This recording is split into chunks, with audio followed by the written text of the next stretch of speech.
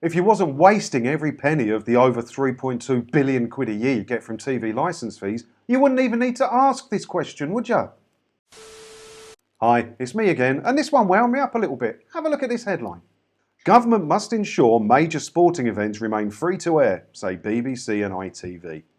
Now, ITV, I'm sure, are jumping on that because why not? If the BBC are getting something free or cheap, we want something free or cheap. We're a public service broadcaster too. But, you know, they could afford these things, right? They get over 3.2 billion quid a year in TV licence fees. I think the number's like 3.5 billion quid a year now. And they still reckon they have a financial deficit of over 280 million quid.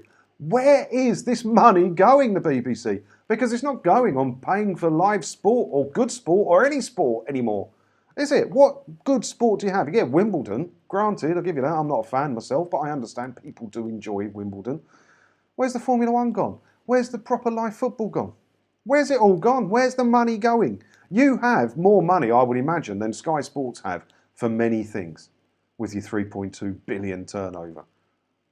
Where is it going?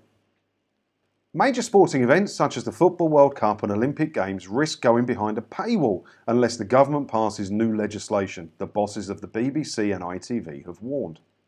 In a letter published in the Daily Telegraph, the BBC's Director General Tim Davie and Dame Carolyn McCall, Chief Executive ITV, said, "Such events must be available to all, free of charge, if they are to inspire the next generation."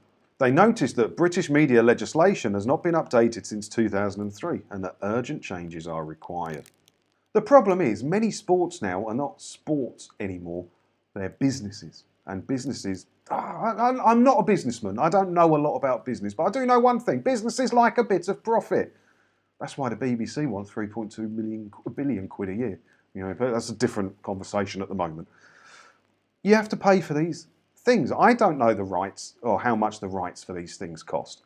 But sports are now businesses. Their franchises, you know, the main thing have to pay their franchises, the teams, money.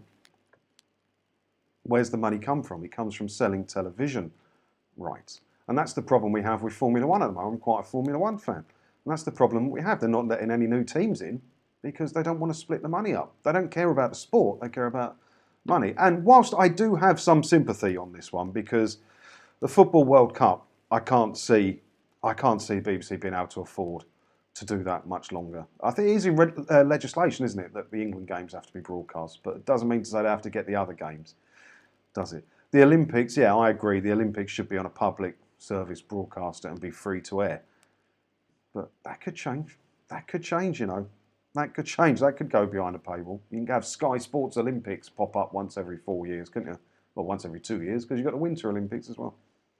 I can see it. I can see it. TV and the way TV is working is changing. The way people are watching television is changing. And there's too much money involved for these sports to not try and get it.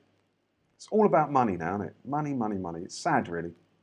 So in April, in the government's white paper, Nadine Dorries proposed a series of changes, and among these were measures designed to ensure sporting events of national interest, such as Wimbledon finals and Grand National, are shown on free-to-air channels. Not a lot of sport, that, is it? One horse race a year and a couple of tennis matches a year for your 159 quid a year. The legal framework for showing such events was established in 1996 at a time when only 4% of UK households had access to the internet. To inspire the next generation of lionesses, we need major sporting events to be available to all, free of charge, not hidden behind a paywall. We need to enable viewers to watch their favourites such as the FIFA World Cup and Olympic and Paralympic Games, both live and on demand. It'll be interesting to see where this one goes. Because, you know, like I said, sports aren't sports anymore. They're businesses with franchisees who are the teams. And it's all about that. And if you're not paying for TV rights, the sport won't survive much longer. You know, so, yeah, I don't know. It's interesting. It's interesting. I think the Olympics 100% should be free to view on, you know, a free-to-air channel. And you should be allowed to watch it without a television licence and all. Because you can watch the Olympics live, even though the BBC, from what I'm aware, because I didn't watch a lot of it, I could only watch a few catch-up bits on Eurosport catch-up and that. Apparently they didn't do a very good job broadcasting it this year, or last year, whenever it was.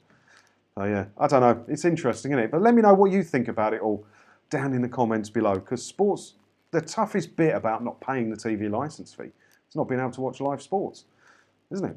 But if the BBC aren't showing any live sports, if they're all on other channels, surely how they got away with it, I don't know. If you pay money to Sky Sports for a subscription to Sky Sports, you should be able to watch those sports without it being any of the BBC or TV licensing's business, right? Absolutely ridiculous. Let me know what you think about it, as always, in the comments below. And thanks for watching again, and don't forget to hit the subscribe button if you haven't already, because hopefully that way I'll see you in another video again soon, won't I? Ta-da.